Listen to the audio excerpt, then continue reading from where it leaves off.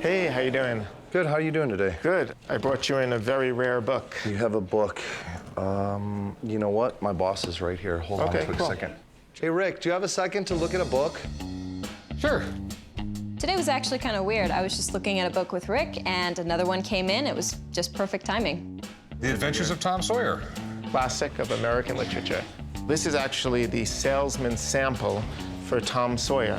Okay, that is definitely cool. I consider it the holy grail of Mark Twain collecting. All right, there you go. I really had great timing. Their book expert was actually in the shop and ready to look at it. The book is sort of like the preview for a movie. These are excerpts from Tom Sawyer. I'm prepared for tough negotiation. I've been here a few times. They always have their eye on the profit. 1876, Tom Sawyer came out. You know, Mark Twain, he was an amazing marketer. This was a period where books were normally sold in bookshops, and he decided with this publisher that he would send salesmen around trying to get, sales of his up-and-coming book. When you open it up, you have different binding types, like you would offer a cloth binding at a certain price, or different types of leather bindings. Well, and that's why this book is interesting, even though it's not the first edition. It's because it kind of shows the history of printing, how things would have been sold at this time. You get more of an eye into the things that you normally don't get to see, how things were done behind the scenes. Yeah, exactly. One of the reasons that Twain liked to sell by subscription is that he said, that way people have already committed to buying the book before they know that it's bad. And he said that specifically about Tom Sawyer. Yeah, well, he was very worried how Tom Sawyer was going to do. He wrote it as basically an adult book, but it kind of got branded as a boy's book, which sort of annoyed him. Yeah, he wasn't known for writing books about children, and this was a big departure for him. It was a big risk. Tom Sawyer was pretty controversial at the time because he was not a good person. He lies, he cheats, he steals. So this was really hard because he wasn't a good example for kids. Okay, so what do you want for it? Well, I would like to get $10,000 out of it. What do you think? What do I think? Let's see. This is a really rare Mark Twain salesman's prospectus. Salesmen's copies were thrown out after they had served their use. That being said, it's also quite beat up, and it's still not a first edition Tom Sawyer. With all of those things in mind, the value that I would place on it retail is probably between $9,000 and $10,000. Okay. I'm thinking $5,000. I have to resell it. I have to make money. I mean, I tried to find out, and the Library of Congress doesn't even have a copy of the salesman sample. It's that rare. He's right that this is a more rare salesman sample of Twain than other works by him. Yeah, honestly, $5,000 is just too little for me to go. I mean, I want you to make a profit. I honestly didn't think $10,000 was unreasonable. I'll tell you what, at the end of Tom Sawyer, he finds gold. You know how much gold he finds? $5,000 worth. $6,000. Finds $6,000 worth of gold. That's really the least I could take. And I think it gives you... I'll go 55. It's a fair price. You know it's a fair price. I actually think $6,000 is cheap. It was a little awkward to sit there during the negotiation. You want to put in your 2 cents, but it's not really your business.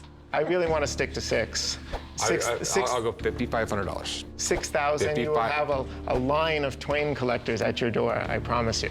Once you start getting over like $1,000, $2,000, the amount of people in this world that have the money to buy it and are willing to buy it dramatically falls off a cliff.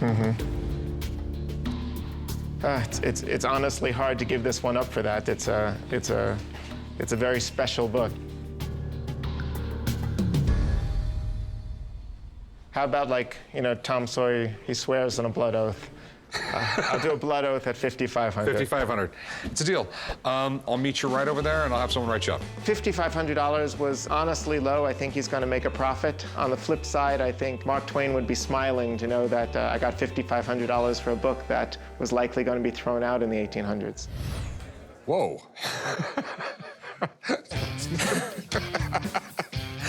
That is gnarly. It's a Japanese antique rifle. It weighs a good 40 or 50 pounds. It's heavy. This is like a workout tool gun. This item's sentimental to me. It's been in my family for a really long time. I want to sell it because I'm getting ready to move. I want to move as few things as possible. I like guns, but I like guns that I can shoot. This is really nice. This is probably late 1700s, early 1800s. Where in the world did you get this? Well, my family's Japanese. Okay. My great uncle and my father, they were all in the military, so it's been passed down from Okay. generation to generation. You just don't see a lot of them. I really do dig it. This is craziness right here. This kind of mechanism. What kind of mechanism is that? This is, it's called a matchlock, okay? And this right here clamped onto a piece of rope. It had a little red cherry on the end of it. It was burning, always smoldering. There's some gunpowder right here, and you would splash that smoldering rope into the gunpowder right there, which would send a spark through there, and out come the barrel, come the bullets and everything else. But the big problem with that is when you open this up and there's just a little pile of gunpowder there, if there's a breeze, it's gone. If there's a drop of rain in the sky, it's wet, and if a little cinder falls off this and lands in that, you're shooting too early. In Europe, they stopped using this type of firing mechanism 200 years earlier. Japan was basically a closed society until the 1860s. They knew about most of the technical innovations going on in the world, they just didn't embrace them. That's why matchlock guns like this were still being used by the Japanese after everyone else in the world had stopped 200 years earlier. There's a big market for antique Japanese guns, and this one, being so weird, makes it worth even more. How much did you want for it? I looked online. I think I found some similar things that are selling for about $5,700. Okay. Let me call someone up, take a look at it. It might be worth 10 grand, it might be worth 500 bucks. I know it's something I can sell, I just gotta figure out what the market's doing on them. So if you don't mind hanging out a little bit, I'll get a friend down here, he'll look at it, and we'll come up with the price. I'd love that. Okay, well hang out, I'll be right back. Okay. I'm really excited to talk to this expert today because I don't know much about the gun, and it's part of my history, so I'm really interested to hear what he has to say. Hey, Rick, how are you? How's it going? Hey, I'm Sean. Myra, nice to meet you. Holy crap. Wow. Do you mind? Please. Oh, yeah. It feels a good 40 pounds. I wouldn't doubt it. I mean, this is impressive. Yeah. You know, you don't see something like this every day. When do you think this was made? 1700s, 1800s? Just the form of it, I'm gonna say between 1750 and about 1800. It's a design that actually originated from the Portuguese. This was a huge game changer for the battle tactics for all of Japan because the samurai, their weapons were blades. I mean, this is a true piece of history. When the guns came into play, it changed everything. You would have your samurai forces, but you could also bring in local farmers and train them how to fire these weapons. Now, they weren't the samurai, they were just another faction of their military unit. It was like a defensive gun they used back then, right? Oh yeah, you wouldn't be running around, you know, with this thing. This is a wall gun that would be on a defensive line. Those guys weren't going anywhere. And I want to see what the, you know, you would think it would even have a bigger caliber considering how big this thing is. Yeah. But, you know, you could actually utilize this for a longer range because this barrel has a tremendous amount of meat around it. So, what's it worth? Because this is a wall gun, there's very few of these around. Easily 3,000 to 6,000. You know, it's a big spread, but that's where it's gonna fall. This is a hole filler. Okay. Thanks, man. I appreciate it. Absolutely. Thank you. Thank Take you. care. There's actually quite a large collector base for this type of a weapon, but this in particular is very desirable because it's a wall gun. They just didn't make a whole lot of them. So this is going to be much more desirable, and I think Rick is really smart to buy it. I'm thinking I'll give you like 2 grand for it. It's a fair price. Yeah, he said you can get $6,000 for it. No, he said I can get between $3,000 and $6,000 for it, depending on the market. The $6,000 is sort of la-la land, but it can happen. It's happened to me before. And then again, I might put it in an auction and I'll get 3 grand, and by the time I pay the auction fees and everything else, I make nothing. Can you do at least 35? No, I mean, because I would not make any money that way. Well, he said it's rare. There's not a lot of wall guns. I'll tell you what, I'll give you $2,200. And that's gonna be my final price, it really is. How much did you say? I said $2,200. You didn't say 25? No, I said $2,200. Okay. Deal, 2,200 bucks. I'll meet you right over there, we'll do some paperwork, and I'll get a strong young employee to pick this up. All right? Thank you. The $2,200 will help with moving expenses. Hopefully I'll have enough leftovers to where I can go buy a 9mm pistol that I can take out to the range. I got a call from a guy with an Amphicar. I have secretly always wanted one of these things, so I'm grabbing Bill and I'm checking it out. Thanks for coming out. Doing? Pleasure Bill. to meet you. How's it going? Pretty good. How are you? The Amphicar, huh? 1964. My God, this is nerd heaven right here. Yeah, that's for sure is a car only a mother could love, you know? Miss Ruthie, that we call it, is an Amphicar 1964 770.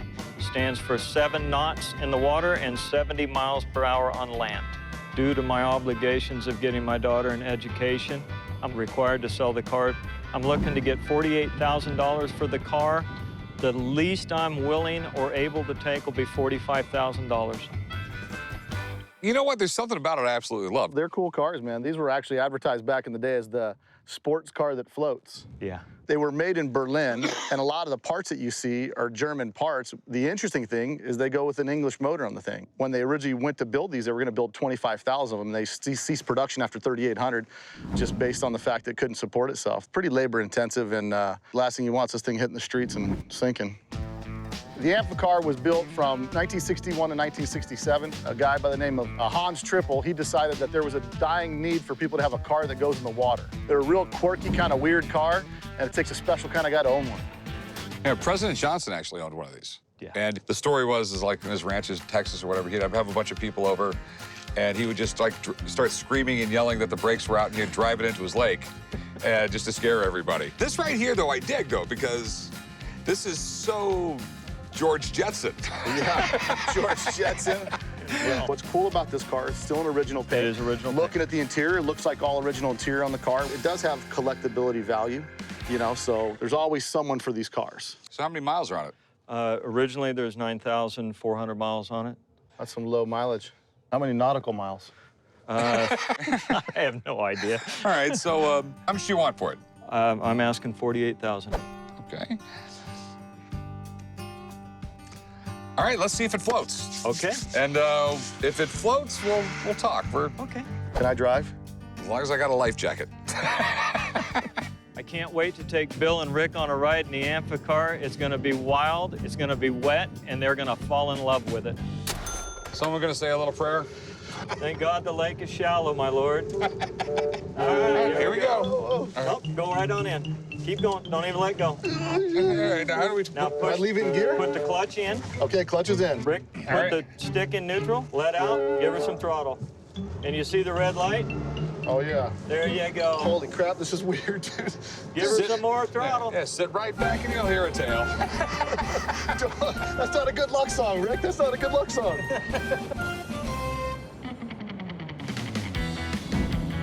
So what do you think? This is like so poor man James Bond. Well, for a boat car, she seems to run pretty good. You know, it's not nearly as bad as I thought. Is that full blast? No. Let me crank her up. Oh, we're styling. You guys know which way the beach is? This is actually pretty cool, man. In a nerdy kind of way.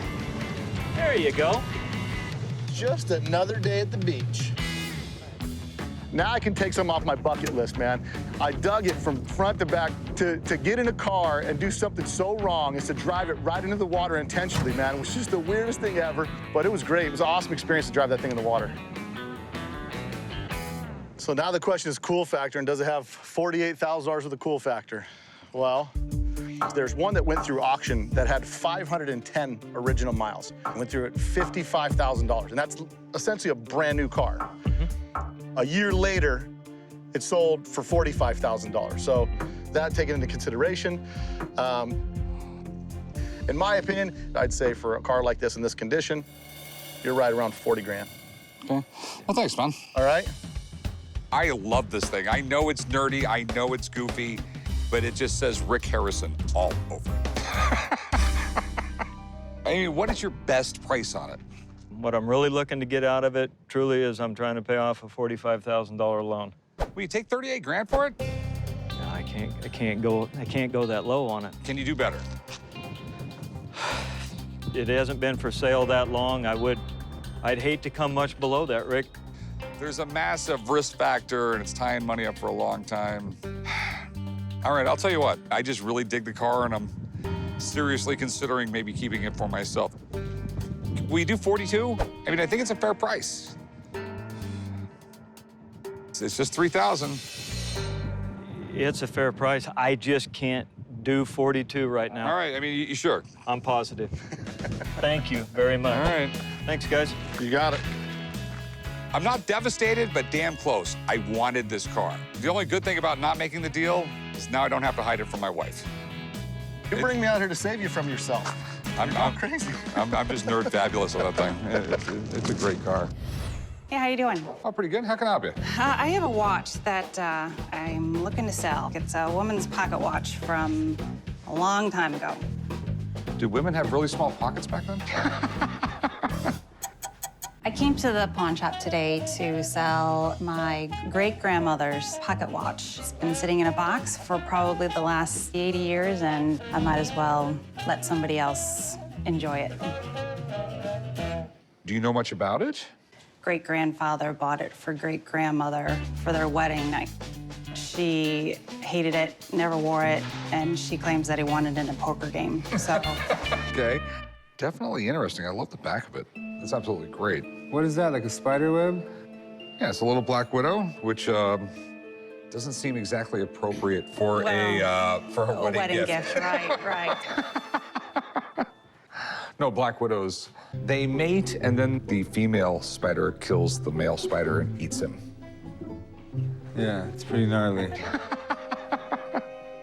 But pretty neat watch. It's a Gruen. What's a Gruen? There was actually a guy named Gruen, and he came in the States in like the mid-1800s, went to watch school in Europe. Okay. Now, this is not a pocket watch. Back then when this was made, women didn't wear pants, so they didn't have pockets. I was wondering about that. It was a pendant watch. Okay. Gruen watches have been around since the late 1800s. And when this watch was made, it probably cost $200 or $300, which is the equivalent of $5,000 or $10,000 today. So whoever owned this watch had to have been wealthy and not afraid of spiders. How much do you want for it? I thought it would be worth like at least $1,000. Okay. It's a ladies' watch. Women really don't collect old watches. Okay? The one good thing you have going for it, though, is it's all gold, and it's a very interesting case. If it didn't have that spider on the back of it, I would offer you scrap. I'd give you $200 for it. How about 300? Give you $200. I think it's a fair price. Okay, 200. Okay. Oh, you're easy. That's why my husband married me. So I'm gonna write this up. Okay? Be careful with it. I settled on the 200 because apparently my great-grandmother hated it. If she had loved it, I would probably feel differently. Hey, how's it going? Doing fine. I have an FDR campaign poster from 1944 to sell. Oh, Teddy's brother. Wasn't Teddy's brother. It was a distant cousin. Besides, Teddy Roosevelt was a Republican. He's a Democrat. We couldn't have been that close. Brothers are usually on opposite sides, duh. Okay.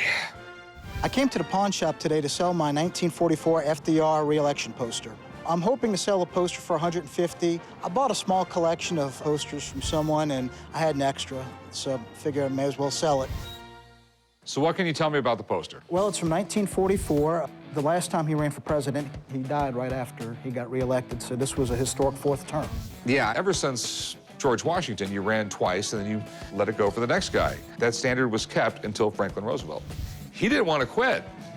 Isn't there a law against that? There is now. There's a constitutional amendment against it now, but back then there wasn't. You could run as many times as you wanted as long as you kept on getting reelected.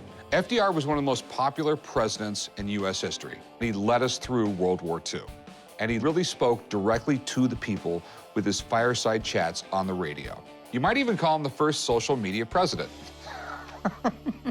I mean, it's aged properly. This isn't artificial aging. This is how old paper ages. So what do you want to do with it? I'd like to sell it. Because of the condition and its historic value, I think 150. You do realize if I buy this off you, I have to get it framed and all this other stuff. I give you 75 bucks for it. Could you do 125? It's one of the small ones. It's not one of the really large ones. I'll give you 100 bucks. Could you do 115? 100 bucks, it's a fair price. Can you help me with 105? Yeah, I'll give you 105 bucks. All right, go write them up, chum. I got $30 more than what I was willing to settle for, and I was happy I did. I got an old map I want to sell you. So you want to give GPS a try? Looks like they definitely needed it back then. Turn left at the next street.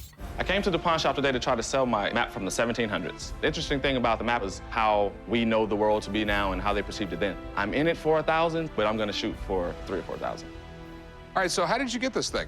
Actually, I picked it up in a poker game. One of the guys had this as a piece of his buy-in. This is the first time I've ever heard of one of these as a buy-in, but you know, this is Vegas. This is cool. California is an island. That was the first thing that I noticed. All maps like this were a little bit screwed up back in the 1600s and the 1700s. I saw a couple things on there. I didn't see in Alaska, and down here we got the Great Lakes running too deep. Literally into like Tennessee and stuff. Right. Remember, these guys were on sailing ships with really crude instruments. To me, it's amazing they got them this correct. They could even do that. Yeah, this was a process to make. This is really nice, this engraving's right here. I mean, I don't read Latin, but this says 1492, so this is probably a tale of Christopher Columbus landing. Okay. And basically, they had to put them there because they didn't know what was there. Right. This map is not 100% accurate, but they never were back then. That's just part of their charm. This thing is really fun, and it's a great conversation piece. You know, some of these maps go for $20,000, $30,000. Wow. Wow. Really? Okay. Okay. How much were you looking to get out of it? I was thinking maybe 3,000 or 4,000. Quite frankly, it could be less, it could be more. The cool thing is he gave you a map of the New World as opposed to the Old World. If it's of Europe, it's a quarter of the price. Really? You know, you sort of needed a map of Europe if you lived in Europe. Right. This was definitely a luxury item because it was the New World. No one was really there. This was just a cool thing to hang on the wall. Do you mind if I call someone in who will know a lot more about the map and he can date it for me? That works for me. Let me give the guy a call. All right, thank you. He doesn't have a good poker face. He seems pretty excited about it, so I'm seeing big bucks coming. Ooh, a California as an island map. Yeah. This is beautiful. How did you come up with this? I actually won this in a poker game. Oh, really? Yeah. Now that's got to be an interesting poker game. It definitely was. All right, so tell me all about it. When California was first discovered and put on the map, it wasn't shown as an island because we knew that it was part of the North American continent. In 1602, an explorer by the name of Sebastian Vizcaino came up the west coast here, and he said that California was an island. So map makers started showing it as an island in the late 17th century. The interesting thing about map making in the 18th century, they had to base everything on other explorers' work and try to correct the errors that they found there. So I know the older the printing date of these maps, the more valuable they are. The big concern is, what year is it? I can understand that with prints like this. There's a couple of things that we have to look at here. One of them is Mendocino. If you look at that, you see it's Mondocino. He misspelled it when he engraved the map. Now, in a very late engraving, he corrected that. It says that it was printed by Johann Michael Probst. Probst bought the plates in 1762. 1784, he added 1784 to the end of this line here. From the details that I see on it, not having 1784 down here. You can get it within about 20 years. This particular map dates from between 1762 and 1784. It's in very, very nice shape. It was a nice win in poker. I'll That's take it. amazing. Thanks, Mark. Not a problem. Thank you. This is an 18th century print of this map, and it's in beautiful condition. So this is a very nice find to have come into the shop. It's made a little later than I was hoping. I go $1,500 on it. It seems to me that it's worth a lot more than $1,500. $2,500. I'll meet you halfway. That's all I can do. I'll go $2,000 on it. $2,500 is a good deal. $2,500, $3,000 is what I'm going to get out of it. $2,000, man. I think it's a fair price. And quite frankly, you bring it to anyone else in Vegas, they're not going to know what it is. All right, but you owe me a solid next time I come in. No problem, man. Thank you. Meet you right up front. I'm satisfied with $2,000. I made $1,000 more than I have into it, and I learned something today. What can I help you with? I have some what I think are really unique glasses I'd like you to take a look at. Okay. These are really, really cool. These are binocular loupes for like precision work. I used to use ones that weren't this powerful for like sorting out diamonds and stuff like that. And you can adjust them for each eye. Because you know how rarely are both your eyes the same focus, you know, thing? Okay. Mine is like terrible and really bad. I came to the pawn shop today to sell my Carl Zeiss medical glasses from the early 30s or early 40s. I'd like to get $500 for my glasses, but I'm hoping not to get less than $250 for them. These are Zeiss, and that means they cost money when they came out. Right. Carl Zeiss was basically the guy who more or less invented the modern microscope. Oh, okay. Basically anything with glass optics, Zeiss has a hand in it. And some of their stuff is just like uber money, like uber stupid money. Okay. Well, I'm hoping these are uber stupid money. Zeiss has been making incredible optics for over 150 years. I would absolutely love to buy these things for the shop. Is this a fashion statement or what? I love it. Or myself. You always have to be concerned about these, and I see a little bit with these, is remember you have multiple lenses here and they're glued together, okay? And if they're not stored right, you know, it's getting hot, getting cold, getting hot. Things start to separate. If you look straight down here, you can see a little separation right around the edges. You could still work with them, but someone who's gonna buy them is gonna complain a little bit. What do you want to do with them? I'd like to sell them if I can. And how much do you want for them? We've had other people kind of take a look at them. I know the retail value is around $500 to $600. I'd love to get $500 out of them. Okay, and if I was to resell them, I could probably get $500 for them if we didn't have that lens problem. I'll give you $200. It's a fair price. But they're cool, they're old. They're cool, they're old, they're interesting, okay? Could you do $250? No. You know, I mean, the thing is, if they were in pristine shape, I would pull out $400 in a minute. $225, come on. Okay, I'll give you $210.